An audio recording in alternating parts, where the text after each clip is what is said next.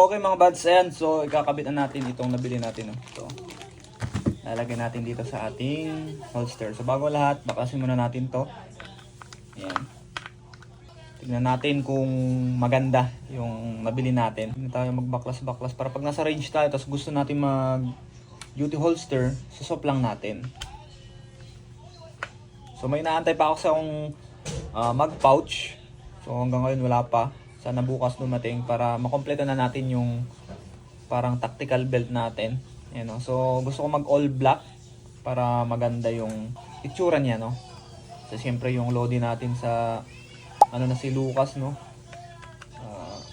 Yun yung parang inaano natin, ginagaya natin. Ayan, so ito yung kanyang itsura, no? Ayan, tapos ilalagay natin ito.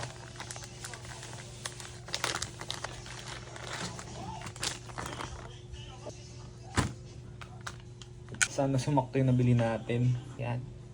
So ganito siya, oh. Ihanap lang natin yung butas. Yan.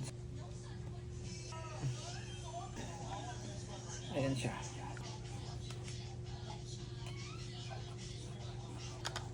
Higpitan lang natin na maayos para hindi na siya nababaklas. Ayan. So ganito ang kanyang itsura mga body na yan, no? Ayan, so para siyang maliit lang na circle dito. Although meron naman yung isa, yung square type.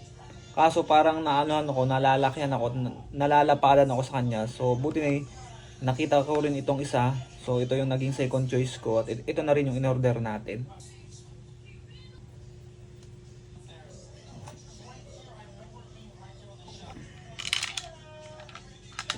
Medyo mahirap lang ilagay dun sa shoot sa butas. Itong next naman isa.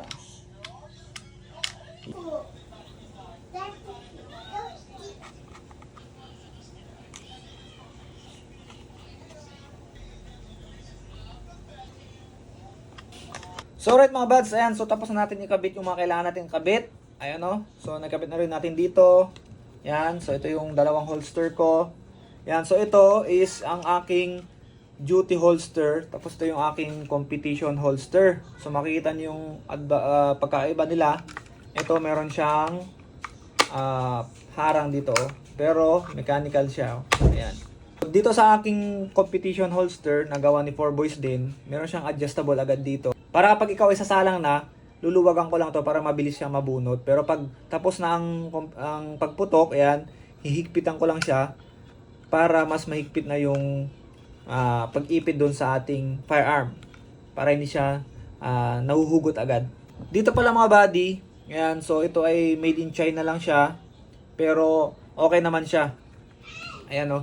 Pero doon sa original mga body na tig to 2,000 plus, yun ay adjustable siya. Yun, yung original na Blade Tech, adjustable siya.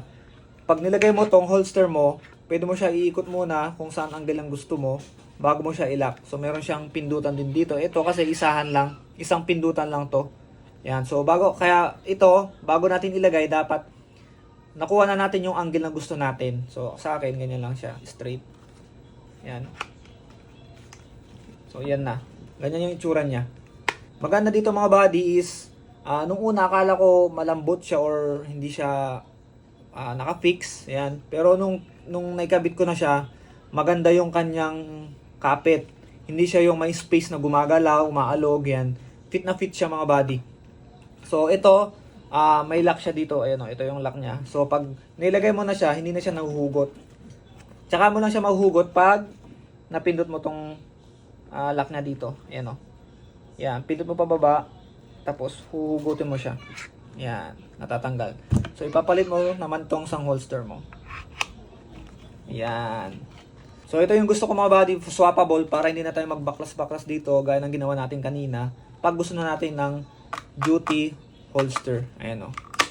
Sa ngayon kasi mga body, ito yung trip ko na holster, no. Kahit sa panglaro, ito yung ginagamit ko. So testing natin.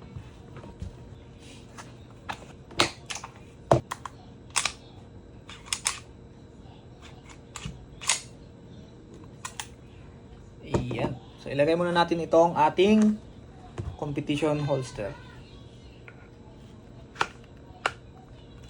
make sure na nakalock muna. Yan. Yan.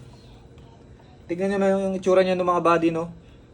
Maganda. Hindi siya yung bulky. Buti nakita ko tong Blade Tech na made in China. Ayos na ayos din siya. Ayan na yung kanyang itsura. Yan. Tapos, kung gusto mo itong isang holster, yan, sobrang higpit. Luluwagan mo na. So, yan, nalulugan to. Yan. Ilalagay mo tong isa. Tapos, yan. Ayos na ayos body, no? Yan. So, ito yung itsura ng ating duty holster. Yan. So, meron siyang strap dito. Pero, mechanical din siya. Ayan, no?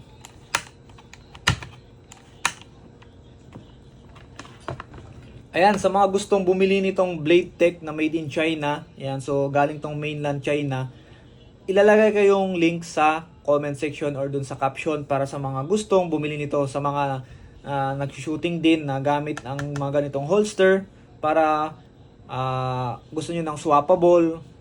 Kunwari, meron kayong dalawang barrel, tapos meron kayong magkaibang holster na ganito, ayan, goods na goods to para swappable na lang kung gusto nyo mag-change ng holster.